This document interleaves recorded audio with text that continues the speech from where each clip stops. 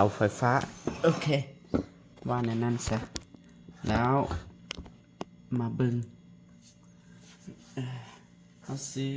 เตาไฟฟ้าตัวหัวปลั๊กเสียบ4 ขาเนาะ4 ขาแล้วเขาจะมาเปลี่ยนใส่ตัว3 ขาเด้อเพราะว่า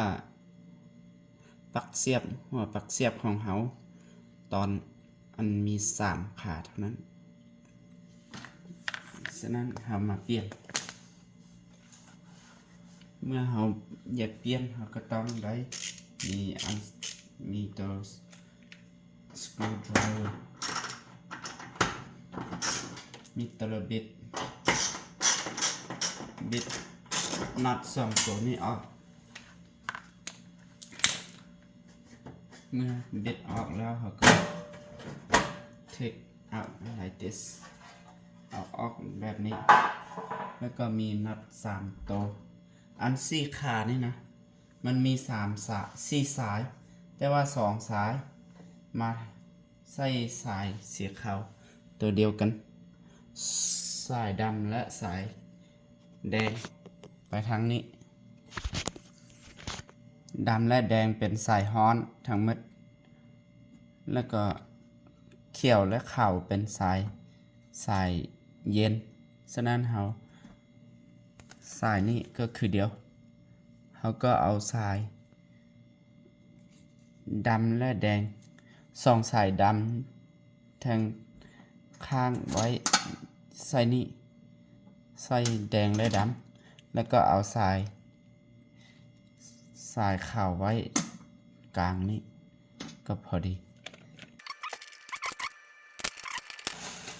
อันนี้มันหัวปลั๊กตัวใหม่3 หูหัวปลั๊กตัวนี้นะ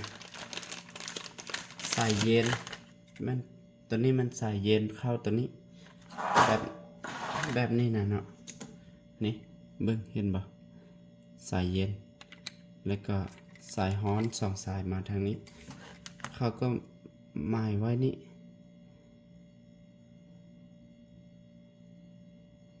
เขาเอิ้นว่าสายสีขาวไว้นี่แล้วก็สายฮ้อนไว้2 สายอยู่นี้นี่เด้อ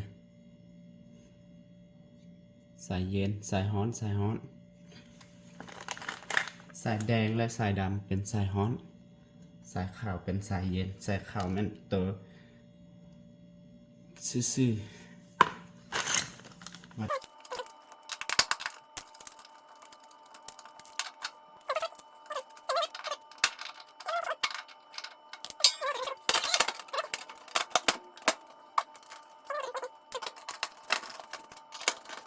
แล้วก็จบหมดเวียกครับเบิ่งครับอันนี้มันเสียบได้นี่แม่นบ่ซื้อปลั๊กเสียบใหม่เพราะว่าสายที่ออกมาจากบล็อก